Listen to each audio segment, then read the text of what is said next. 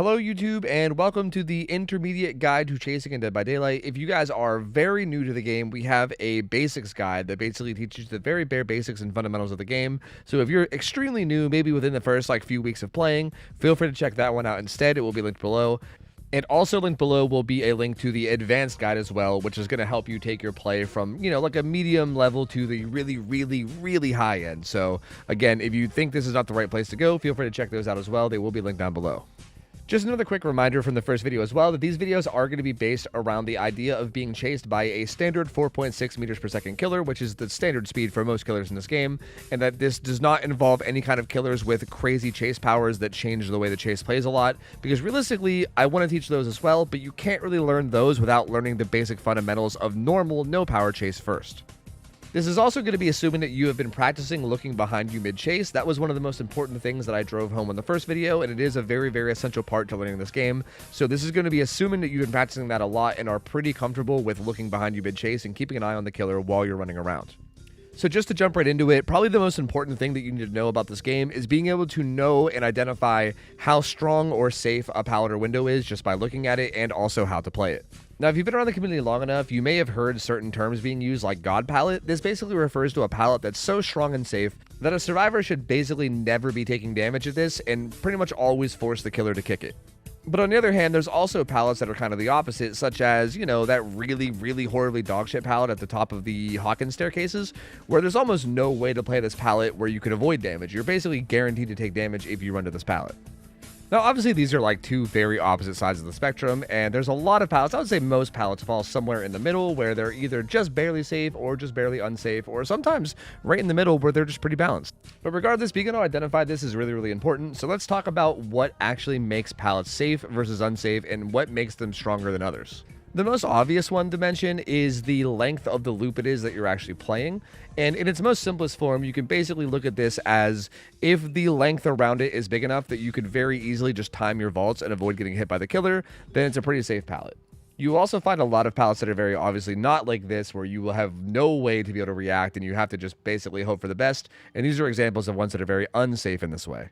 The other really important factor to this is the line of sight that you have when you're playing the pallet. Now, sometimes pallets will have giant walls or things that are kind of blocking your line of sight of the killer, and also combine this with the fact that the killer can do mind games such as walking backwards to hide their run stay-in. This can sometimes put you in positions where you can't realistically reliably see the killer to know that they're coming, and sometimes you get put in a spot where there's no way to guarantee that you don't get hit if you're trying to hold the vault. Now, obviously, this isn't true to every tile that has big lines of sights. There are certain tiles like this one where even though there's a line of sight blocker, you can still see far enough that you know that the killer's coming long before they get within lunge range, so you can still safely vault the pallet without really any risk at all.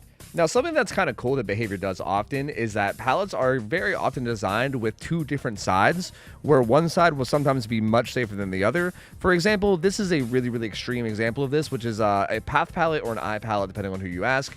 These are pretty common pallets that spawn on different maps, and these pallets have one side that is extremely safe, like a really large side, and then one side that's extremely unsafe.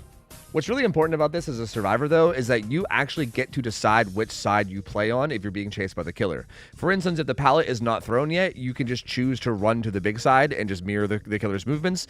And then even after the pallet's thrown, what you can do is if the killer is going around the big side, you basically just sit at the pallet and vault whenever they get close enough that you're in danger. And if they go around the small side, then you just run around the big side yourself, and then you can make it to the vault pretty much every time. This is incredibly important to know because if at any point you play the bad side of the pallet, then you're basically taking a pallet that normally should be safe and a really good spot for you, and you're basically turning it into something that just gets you killed. There's also a really good trick that you can use to actually time your vaults better when playing safe pallets. This also matters a lot as the pallets get more and more close to the balance level when they're not extremely safe or extremely unsafe. And I'm going to call this visual check spots. This is basically when you just stare at the loop that you're playing and you focus really hard on the actual area of the loop that the killer has to get to before you actually are in any danger and you need to vault the pallet.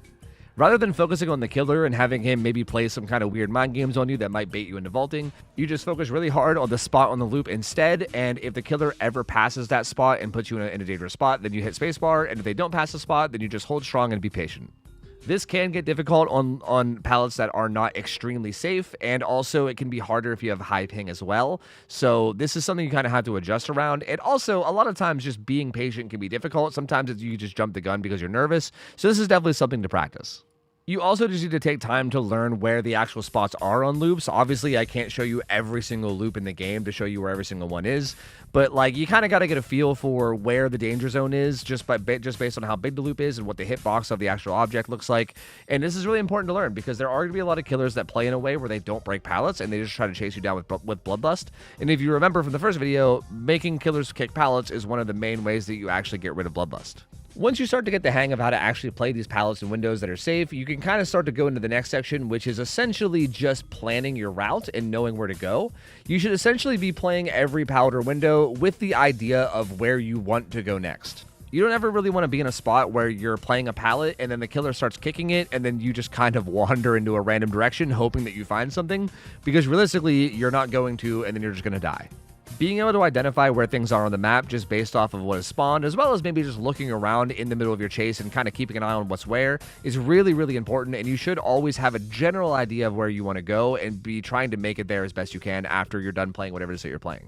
Now, the biggest issue here, though, is that learning maps as a new player is probably one of the hardest things in this game. There's so many of them, and it's a lot to learn them all. I talked about this a little bit in the first video, but you should at the very least try to learn where the maze tiles spawn on most maps, and the maze tiles are basically these like high-walled structures that spawn on most non-indoor maps. These always will have some form of resource, whether it's a window or a pallet or a window and a pallet or something similar. So if you can kind of know where these spawn on every map, then you can maybe make it a point to try to make your way towards those, since it's a guaranteed resource. And now finally I have to talk about one of the most fun things about chasing in Dead by Daylight, and that is basically just greeting. Like knowing when to greed and when not to greed, which basically what I mean by greeting is just knowing when to not waste the pallet right away and try to get absolute maximum value before actually using a pallet to really make sure that you're wasting as much time with the killer as possible. Now, really simple examples of this can be shown at maybe Killer Shack or maybe certain maze tiles like Jungle Gyms, where there is a really strong pallet, like a very safe pallet, but there's also a pretty powerful window right beside it. Now, in situations like this, obviously you could run straight to the pallet, throw it, force the killer to kick it, and then move on. But then that pallet is then gone for the rest of the match, obviously. But if you feel confident and you think you know what you're doing, you can try to play the window first. And if you remember from the first video, you get 3 vaults on a window in chase before it gets entity blocked. So in theory, you could play the window up to 3 vaults before making your way to the pallet and throwing it to force the kick. Now, depending on the window setup at these tiles, some of these can range anywhere from extremely safe and not that dangerous to play, where you're never really in that much of a risk of taking damage, and then there's some where the risk is pretty massive, so you kind of have to, like, you know, decide for yourself whether you think it's worth taking the risk and possibly dying, versus just going straight to the pallet, throwing it to guarantee your safety. And this is where you really have to be careful, because being greedy and really trying to utilize windows as much as possible and really trying to outplay the killer as much as you can before going the safe route can be incredibly fun. And admittedly, I will do this all the time, where I will overly greed and try to like go for some goofy fun plays, and then I end up dying when I could have realistically stayed alive for way longer. So this is a tough balance that you kind of have to figure out yourself. However, if you get really good at window play, especially certain windows like Shack Window, where you can play this without very much risk, this adds a ton of value to the tile that you otherwise would be missing out on, so it's definitely worth the practice here and there in between the safe play that you might normally go for.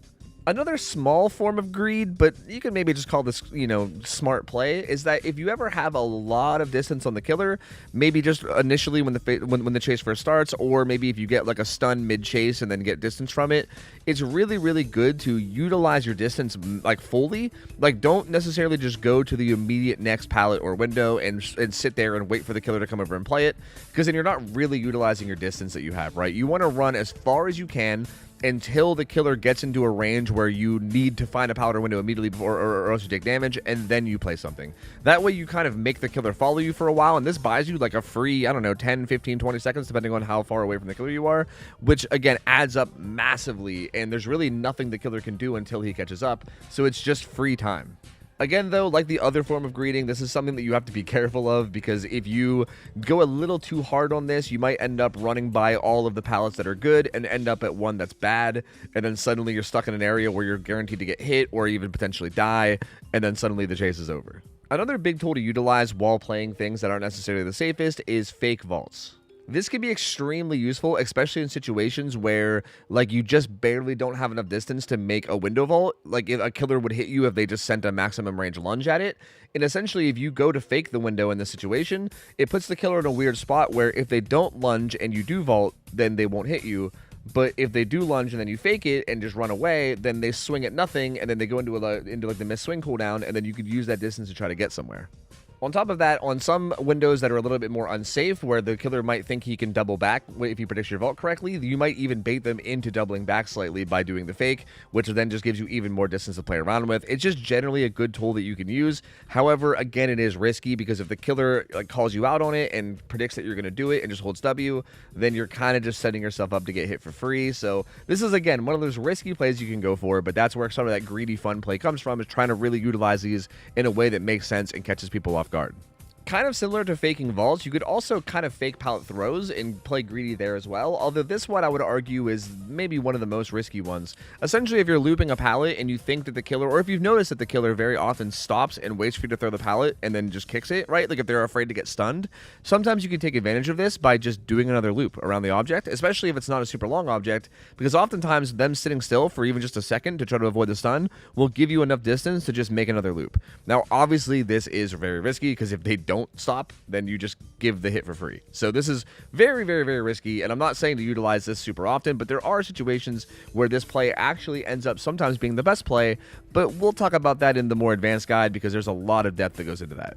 Another thing to kind of look out for is when the killer player swings early at a pallet and you know it's early, you can take advantage of the cooldown that they get when they miss a swing, and you could usually get away with another loop on whatever pallet that you're on. That should basically cover everything I want to cover for the intermediate guide. I hope you guys got something good out of this. If you guys did like this, feel free to leave it a like, share it with some people as well if you want to help people learn. And also keep an eye out for the advanced video, which will probably be linked down below. That'll go more in depth about a lot of things that we haven't touched base on, because there is still quite a bit of things if you want to really get in depth and really get super good at this game on the survivor side. So again, keep an eye out for that, and remember to like the video, subscribe, all that jazz if you guys enjoyed this. Thank you guys so much for watching this, and I will catch you guys next time. I'm out of here. See ya. I'll take care. See ya. See you later. See ya.